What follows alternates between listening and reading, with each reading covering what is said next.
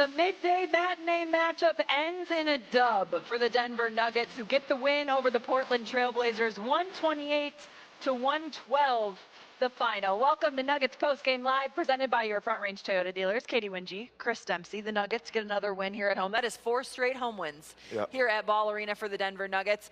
Everybody was available tonight, everybody in the primary rotation for Denver. What did you like most about this win? Yeah, I mean, they started to look like the Nuggets that we remember from way back in November, the last time we saw them all together. Look, I think a few things about this game. One, the starters looked amazing. I mean, every single one of them in double figures. The bench made sense. And we said this prior to the game, which was Peyton Watson, and we'll get to him in a more fuller circumstance here shortly, but one of the things he was going to be able to do was allow the bench to Tim Hardaway to not have so much pressure on him to do all the scoring off the bench. Well, voila, Peyton Watson comes, Tim Hardaway didn't shoot it very well, Peyton Watson does, and your bench just rolls on. So from starters to the bench to some of the lineups, we saw some experimentation with some of the lineups here in this one, which we'll get to as well. I just thought this was a really fun victory for the Nuggets. Everybody contributed.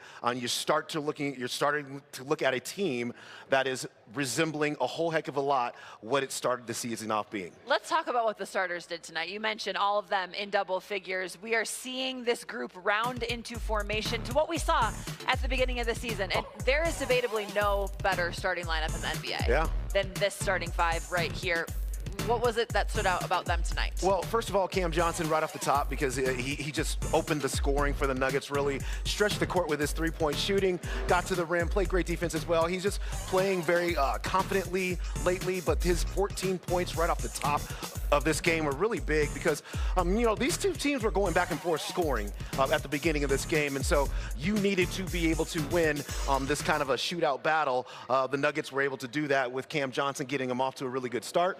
Nikola Jokic did what he does as, you know, every single game there in the paint, and then Jamal Murray as well, 18 points in the first half. So those guys really injected themselves into the game offensively in a real way. You had mentioned it too, at the start of the second half in that third quarter, that was when that starting group was in full force, coming out and really setting the tone. When they're at their best, what does that look like? Well, so it's just a good spacing around the two stars, and I think you got good shot, you have shot making around them, and then you have the Choker and Jamal doing that dance, right? That two-man dance, and so they're able to get high pick and roll or side pick and roll, able to get themselves downhill and into the paint, but not settling for anything.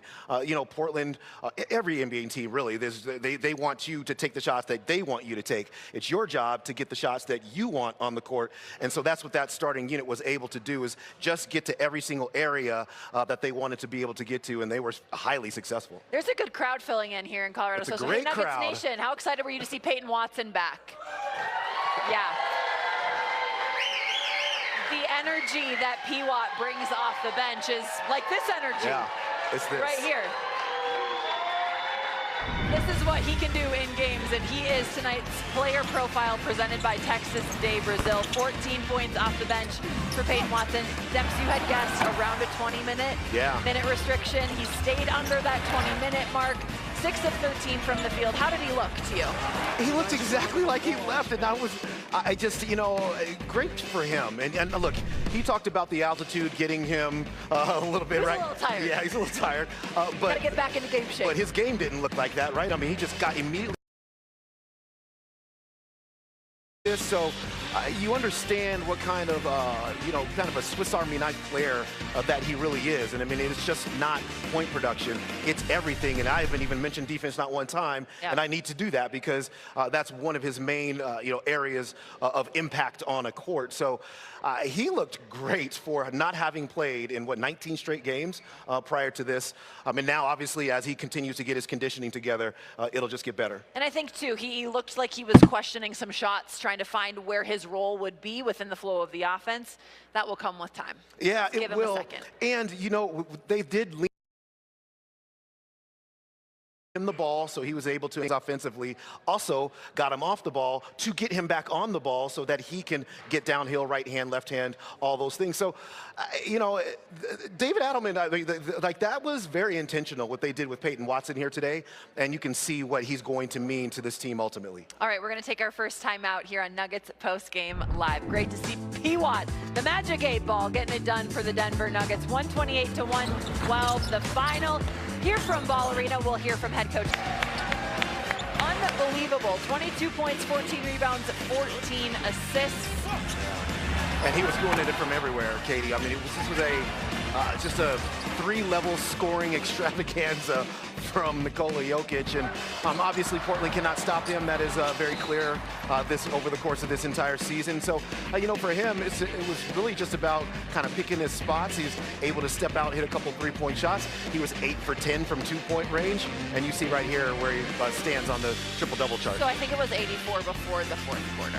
Okay. That's why I said that. Yeah, yeah. He clearly has 192. He's got 192. Yeah, I'm not going to diminish. I'm not getting that wrong. 192 total career triple doubles, chasing Russell Westbrook. Are you surprised anymore by anything that he does?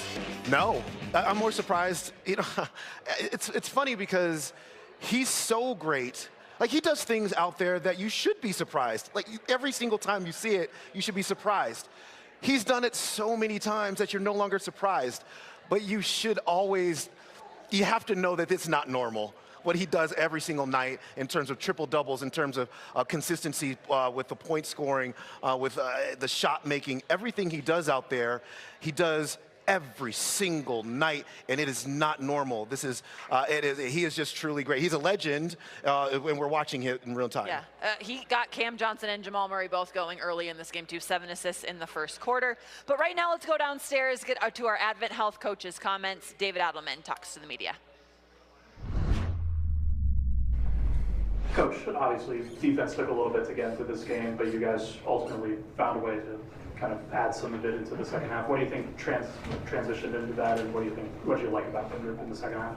Yeah, much better activity, gotten the ball and pick and roll actions. I thought we sat down and cut off a lot of the drive and kick they got in the first half. And then we defensive rebounded better, you know, which allowed us to run. You know, 27 fast break points really is off the rebounding. They only had 14 points off their turnovers is not many. So that's just 50-50 balls. Like I said, team rebounding, which you know, leads to offense. The first half, I thought we were going through the motions. We were guarding their plays like it was a walkthrough, not a game. So it wasn't good enough. But I did like the response. And I thought the second unit to start the fourth quarter was awesome. They got into people. You know, they caused some havoc, and that's what they have to do. And I think it's important to remember, you know, when you play that way, Robert Williams sometimes is going to look really good against a small ball lineup. But you have to stick with it and see if it's effective, and it was in the second half. And I thought that kind of flipped the game. The third quarter was better. The fourth quarter was really good defensively.